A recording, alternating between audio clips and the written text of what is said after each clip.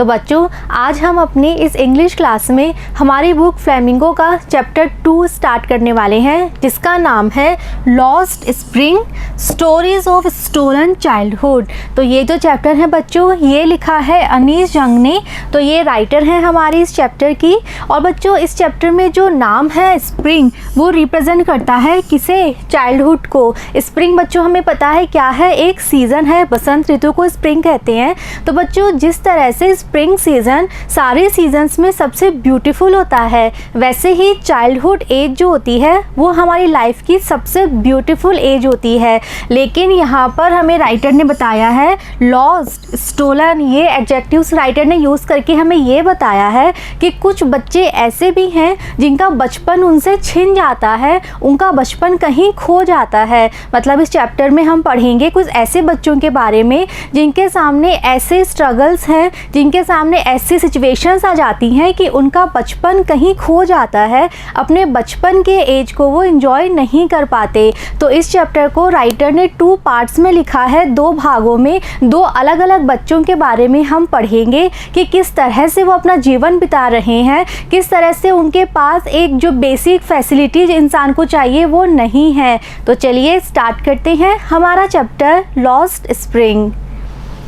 Sometimes I find a rupee in the garbage. तो बच्चों जैसा अभी आपको मैंने बताया था कि ये चैप्टर 2 पार्ट्स में लिखा गया है। तो ये हमारा चैप्टर का फर्स्ट पार्ट है, sometimes I find a rupee in the garbage. कभी कभी मुझे, गार्बेज कहते हैं बच्चों कूड़ा कचरा, तो कभी कभी कूड़े कचरे में मुझे 1 रुपये मिल जाता है। तो बच्चों कचरे में रुपए किसे मिलेगा? कचरे में पैसे ढूंढने कौन जाता है? तो बच्चों हमने अपने आसपास इस तरह के बच्चे देखे हैं ना, जो अपने कंधे पे एक बैग लेकर निकल जाते हैं और कचरे के ढेर में घूमते रहते हैं, ढूंढते रहते हैं कि उन्हें कोई सामान, कोई ऐसी चीज़ जो हमारे लिए तो बेकार है, हमने तो फेंक दी, लेकिन उनके लिए वो यूज़फुल हो, उनके लिए उपयोगी हो, ऐसी चीज़ वो इस कचरे के ढेर में ढूंढते रहते हैं। तो ये इन बच्चों को कहते हैं बच्चों रैग पिकर, यानी कूड़ा कचरा उठाने वाले। तो इन्हीं के बारे में हमारे इस चैप्टर का ये फर्स्ट पार्ट है।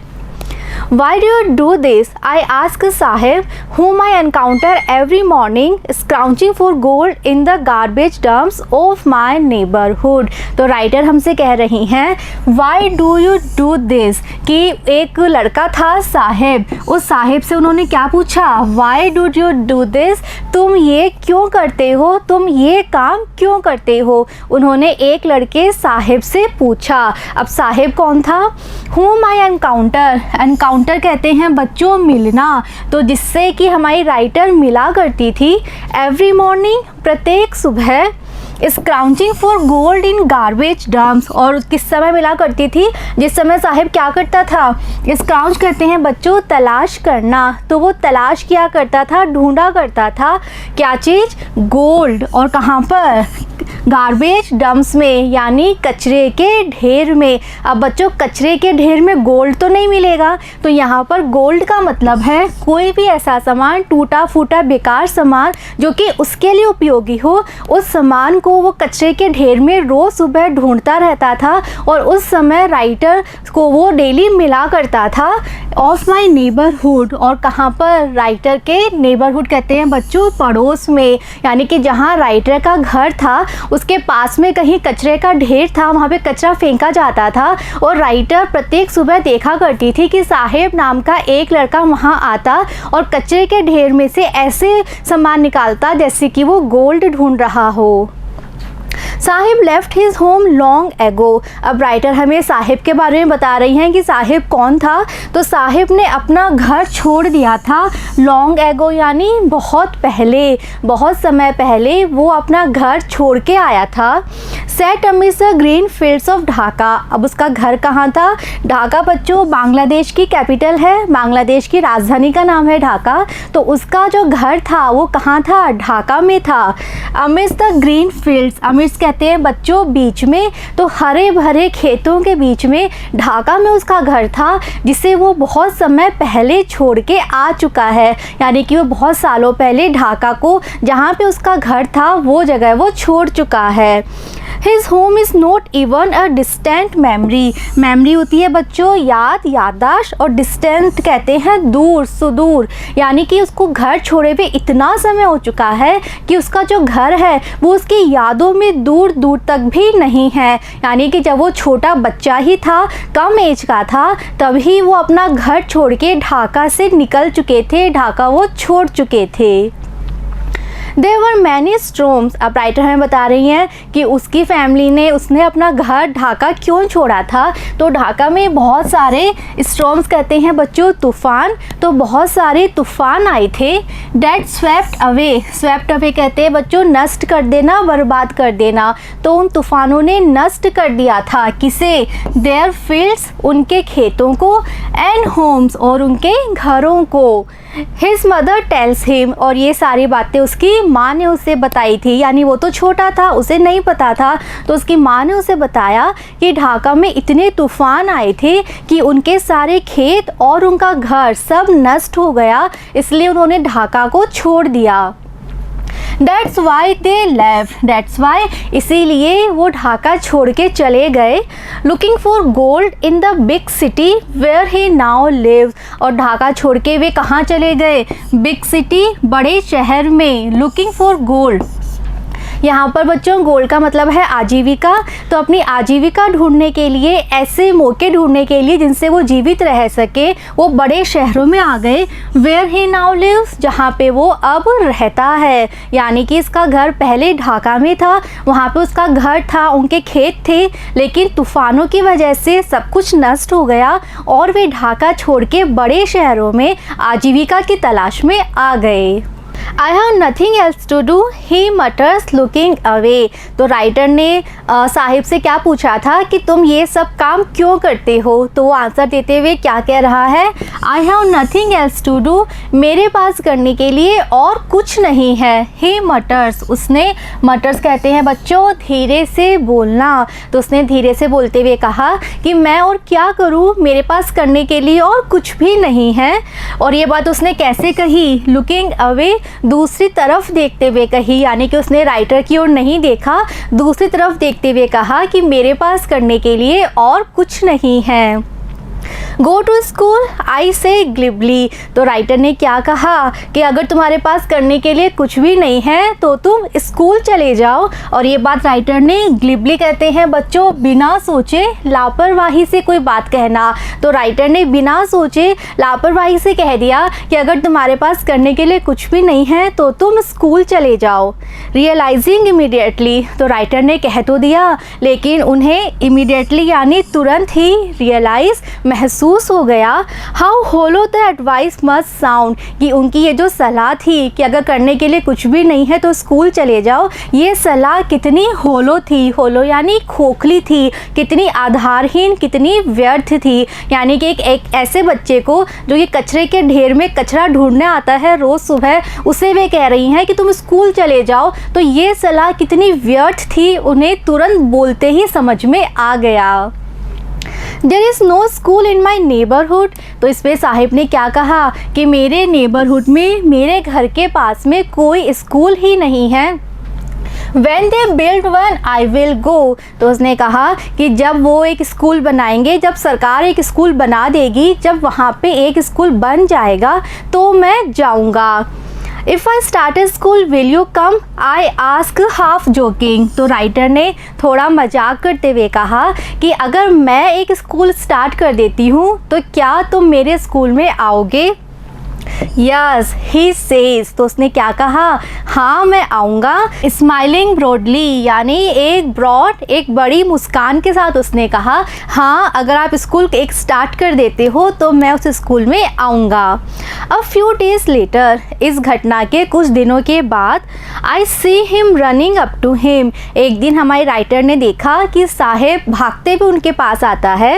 इज़ योर स्कूल रेडी, और क्या पूछता है कि क्या आपका स्कूल रेडी है, तैयार है। It takes longer to build a school, तो राइटर को क्या कहना पड़ता है? वो कहती हैं कि एक स्कूल को बिल्ड यानी बनाने में लॉन्गर, बहुत लंबा समय लगता है। स्कूल ऐसे ही 2-3 दिनों में नहीं बन जाता, टाइम लगता है, समय लगता है एक स्कूल को बनाने में। आई से embarrassed eight having made a promise. तो ये कहते हुए हमारी राइटर को एम्बेरेस कहते हैं बच्चों शर्म आना। तो हमारी राइटर को शर्म आ रही है, वे कहती हैं eight having made a promise, उन्होंने कहा कि एक ऐसा वादा करने पर मुझे शर्म आई, डैट वॉज नॉट मेंट, जिसे कि वो पूरा नहीं करना था उन्होंने ऐसे ही मजाक में बोल दिया था, लेकिन साहिब ने सोचा कि सच में वो एक स्कूल बनाने वाली हैं। तो अब राइटर को शर्म आई कि उसने कैसे उस एक छोटे से बच्चे के साथ मजाक करा और उस बच्चे ने उस मजाक को सच भी मान लिया, तो उन्हें शर्म आती है। बट प्रोमिसेस लाइक माइन, अब वो आगे कह रही हैं लेकिन इस तरह के वादे यानी कि जो पूरे नहीं किए जाते ऐसे ही हम बोल देते हैं, तो इस तरह के वादे अबाउंड कहते हैं बच्चों बड़ी संख्या में होना। तो इस तरह के वादे बहुत बड़ी मात्रा में पाए जाते हैं in every corner of this bleak work. Bleak का मतलब होता है बच्चों खराब। तो वो कह रहे हैं कि इस खराब दुनिया में इस तरह के वादे बहुत बड़ी संख्या में पाए जाते हैं, यानी कि बहुत सारे लोग इस तरह के वादे कर देते हैं जिन्हें कि वास्तव में वो पूरा नहीं करते। After months of knowing him I ask him his name. अब राइटर कह रही हैं कि जब बहुत महीने हो गए वो देखती थी, वो आता है, साहिब आता है, कचरा उठाता है, तो जब बहुत समय से वो उसको देखती आ रही थी तो एक दिन वो उससे पूछती हैं कि उसका पूरा नाम क्या है। साहिब आलम ही अनाउंसेस, तो वो बच्चा अनाउंस करते हुए घोषित करते हुए कहता है कि उसका नाम क्या है, साहिब आलम।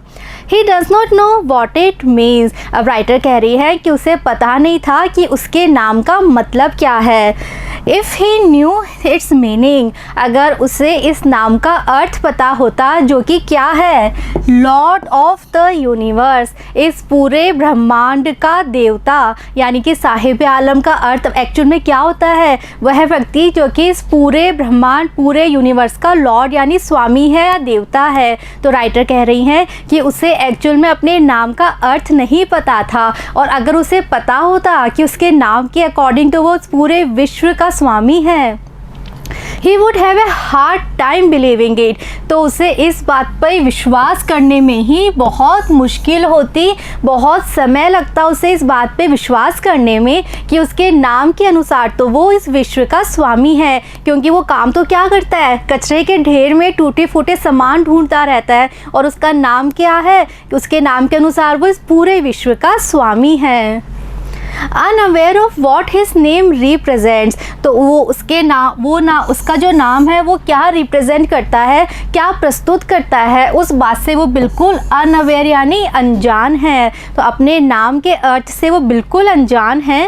ही roams the street with his friends, और वो तो सिर्फ क्या करता है, गलियों में भटकता रहता है। रोम का मतलब होता है बच्चों भटकना, यानी बिना किसी काम के इधर उधर घूमना। तो वो तो गलियों में भटकता रहता है अपने फ्रेंड्स के साथ। An army of barefoot boys, अब उसके फ्रेंड्स को राइटर क्या कह रही हैं कि साहिब और उसके सारे फ्रेंड्स कैसे लगते थे, जैसे कि वो एक आर्मी हो, यानी कि वो सब ग्रुप में आते थे, एक साथ इकट्ठे होकर आते थे, तो ऐसा लगता था कि वो एक आर्मी है, और वो भी कैसी, बेयरफुट बॉयज़, बेयरफुट यानी नंगे पैर, जिन्होंने पैरों में कोई भी फुटवेयर नहीं पहना है। तो ऐसा लगता था कि नंगे पैर वाले लड़कों की ये कोई एक आर्मी हो।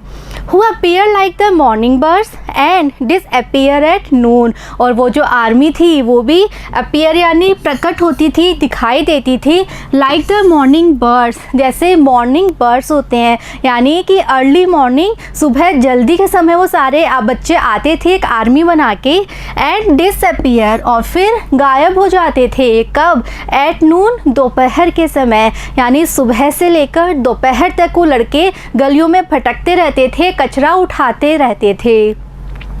Over the months I have come to recognise each of them, तब राइटर कह रही हैं कि धीरे धीरे तो वो साहिब को जानी। अब जब साहिब अपने सारे फ्रेंड्स के साथ में आता था, तो जब बहुत महीने हो गए उन्हें ये सब देखते हुए, तो अब हमारे राइटर एक एक बच्चे को रिकॉग्नाइज होता है, पहचानना। तो अब राइटर एक एक बच्चे को पहचानने लगी थी, वो सबको जानती थी कि इस आर्मी में कौन कौन है, साहिब के सारे फ्रेंड्स कौन कौन हैं, वो एक एक बच्चे को पहचानने लगी थी। Why aren't you wearing chappals? I ask one। तब राइटर ने अभी हमें बताया कि वो सारे बच्चे नंगे पैर आते थे, पैरों में किसी भी तरह के शूज़, चप्पल, कोई भी फुटवेयर नहीं पहनते थे। तो एक दिन राइटर ने एक लड़के से पूछा Why aren't you wearing chappals? उन्होंने पूछा कि तुमने चप्पल्स क्यों नहीं पहनी हैं अपने पैरों में। My mother did not bring them down from the shelf, he answered simply। तो उसने बिल्कुल सरलता से कह दिया, उसने कहा कि मेरी मदर जो हैं वो शेल्फ पे जो रखी हुई चप्पल है ऊपर, उन चप्पल को वो शेल्फ से नीचे उतारते ही नहीं हैं। यानी कि वो कहना चाह रहा है कि हमें कोई फ़र्क नहीं पड़ता हमने चप्पल पहनी है या नहीं पहनी है, ना उसके पेरेंट्स को पड़ता है। यानी उसकी मदर उसे कहती ही नहीं है चप्पल पहनने के लिए, घर में चप्पल है पर वो शेल्फ पे ऊपर रखी हुई है तो उसकी मदर उसे उतार के नीचे नहीं देती। Even if she did, he will throw them off at another। तो अब दूसरा लड़का, उसी आर्मी का एक दूसरा लड़का बोलता है Even if she did, वो कह रहा है कि अगर इसकी माँ ऐसा करे, कैसा, यानी अगर इसकी माँ शेल्फ पे से चप्पल इसको उतार के भी दे, he will throw them off। तो ये क्या करेगा, ये उस चप्पल को फेंक देगा, पहनेगा ही नहीं। At another, एक दूसरे लड़के ने ये बोला Who is wearing shoes that do not match. और जिस लड़के ने ये बात बोली उस लड़के ने पैरों में शूज़ पहने हुए थे, लेकिन वो शूज़ डू नॉट मैच, आपस में एक दूसरे से नहीं मिलते थे। यानी दोनों पैरों में उसने अलग अलग शूज़ पहने हुए थे। When I comment on this, और जब राइटर ने देखा कि इसके दोनों शूज़ अलग अलग हैं तो राइटर ने इस बारे में कमेंट किया। राइटर ने बोला कि तुम्हारे शूज़ ऐसे क्यों हैं, ऐसे अलग अलग क्यों हैं। He shuffles his feet and says nothing। तो उस लड़के ने अपने पैर शफल्स कर लिए। शफल्स कहते हैं बच्चों किसी चीज़ की पोजीशन चेंज कर लेना, यानी कि उसके पैर जैसे थे, वो जैसे खड़ा था उसने अपने पैर आगे पीछे कर लिए, छुपाना चाहा उसने अपने शूज़, और उसने सेज नथिंग, कुछ भी नहीं कहा। यानी इन बच्चों में से या तो किसी के पास शूज़ चप्पल है ही नहीं, और अगर हैं भी तो इस तरह से हैं कि जो आपस में मैच ही नहीं होती, एक पैर में दूसरा शूज़ और दूसरे पैर में दूसरे तरीके का शू। I want shoes, says a third boy। तो अब एक तीसरा लड़का बोलता है मुझे भी शूज़ चाहिए। Who has never owned a pair all his life। तो वो जो लड़का था उसने अपने पूरे जीवन में एक भी पेयर शू नहीं पहना था, यानी उसके पास एक भी पेयर शू अपनी पूरी लाइफ में कभी नहीं रहा। Traveling across the country, I have seen children walking barefoot in cities और village roads। तो अब राइटर कह रही हैं ट्रैवलिंग अक्रॉस द कंट्री, वो कह रही हैं कि इस पूरे देश में मैंने खूब ट्रैवल किया है, खूब जगह मैं गई हूँ, खूब मैंने यात्राएं की हैं। आई हैव सीन चिल्ड्रन, तो उस दौरान मैंने बहुत सारे बच्चों को देखा है वॉकिंग बेयरफुट, जो कि नंगे पैर ही चलते हैं, इन सिटीज़, और ऐसे बच्चे उन्होंने शहरों में भी देखे हैं, ऑन विलेज रोड्स, और उन्होंने गाँव की सड़कों पे भी ऐसे बच्चे देखे हैं जो कि नंगे पैर चलते हैं। यानी राइटर कहना चाह रही हैं कि इस पूरे देश में जहाँ जहाँ वो गई हैं वहाँ उन्होंने हर जगह, चाहे वो शहर हो चाहे वो गांव हो, उन्होंने बहुत सारे बच्चों को नंगे पैर चलते हुए देखा है। It is not lack of money but a tradition to stay barefoot is one explanation। तो जब वो पूछती हैं उनके पेरेंट्स से, उनकी फैमिली से या उन बच्चों से ही कि तुम नंगे पैर क्यों चलते हो, तो जो एक्सप्लेनेशन, जो व्याख्या, जो कारण उन्हें मिलता है इस बात का, वो क्या होता है, is not lack of money. तो राइटर कह रही हैं कि जब वो पूछती हैं इसका रीज़न तो उनसे कहा जाता है, लैक कहते हैं बच्चों कमी। तो वो कह रही हैं राइटर कि उनके पेरेंट्स या उनकी फैमिली उनसे कहती हैं कि ये रुपयों की कमी के कारण नहीं है, यानी ऐसा नहीं है कि हमारे पास पैसे नहीं है शू खरीदने के, बट अ ट्रेडिशन, लेकिन ये तो हमारे घर की एक ट्रेडिशन यानी परंपरा है, टू स्टे बेयरफुट, कि हम नंगे पैर ही रहें। तो राइटर कहना चाहती हैं कि जब वो पूछती हैं उनसे, उनकी फैमिली से कि बच्चे नंगे पैर क्यों घूम रहे हैं, तो वो लोग कहते हैं कि वो नंगे पैर पैसों की कमी के कारण नहीं है, बल्कि इसलिए है कि नंगे पैर रहना हमारे घर की परंपरा है। I wonder if this is only an excuse. तो राइटर कह रही हैं कि जब मैं ये एक्सप्लेनेशन सुनती हूँ, जब मैं ये रीज़न सुनती हूँ नंगे पैर रहने का, तो मुझे आश्चर्य होता है कि क्या ये केवल एक एक्सक्यूज़ है, एक बहाना है to explain away a perpetual state of poverty. किस चीज़ का बहाना? परपेचुअल कहते हैं बच्चों जो लंबे समय से चली आ रही है। और क्या चीज़ चली आ रही है? पॉवर्टी यानी गरीबी। तो राइटर कह रही हैं कि जो लंबे समय से उनकी फैमिली में गरीबी चली आ रही है, उस गरीबी को एक्सप्लेन करने का ये सिर्फ एक बहाना होता है, क्योंकि एक्चुअल रीज़न तो यही है कि उनके पास पैसे नहीं है। लेकिन इस बात को वो एक्सेप्ट नहीं करते और क्या कहते हैं कि ये तो हमारी परंपरा है, सब नंगे पैर ही यहाँ रहते हैं। I remember a story a man from Udupi once told me. तब राइटर आगे बात बताते हुए हमें कह रही हैं कि एक बार एक उडीपी बच्चों एक जगह है, एक सिटी है। तो उडीपी से एक व्यक्ति ने एक बार हमारी राइटर को एक स्टोरी सुनाई थी, कहानी सुनाई थी। As a young boy he would go to school past an old temple. तो उस आदमी ने क्या कहानी सुनाई थी कि जब वो एक यंग बॉय, एक छोटा लड़का था, तब वो जब स्कूल जाता था तो स्कूल के बाद वो एक छोटे से पुराने टेम्पल में भी जाता था, मंदिर में भी जाया करता था। Where his father was a priest. और उस मंदिर में उस लड़के के फादर ही वहाँ के प्रीस्ट यानी पुजारी थे। He would stop briefly at the temple. तो जब वो मंदिर जाता तो वहाँ पर वो ब्रीफली यानी थोड़े समय के लिए रुक जाता था। एंड प्रे, और वो प्रार्थना करता था। For a pair of shoes, किस चीज़ के लिए? कि उसे क्या मिल जाए? एक पेयर शूज़ मिल जाए। यानी आप देखिए उस बच्चे के मन में शूज़ के लिए कितनी ज़्यादा जिज्ञासा है, कितना ज़्यादा वो चाहता है कि उसे शूज़ मिले, कि वो स्कूल के बाद डेली मंदिर जाता था और सिर्फ यही प्रार्थना करता था भगवान से कि हे भगवान मुझे एक जोड़ी जूते मिल जाए। 30 ईयर्स लेटर, अब राइटर कह रही हैं कि इस कहानी को सुनने के 30 साल बाद I visited his town and the temple. Writer उसके गांव और उसी टेम्पल में, उसी मंदिर में जाती हैं।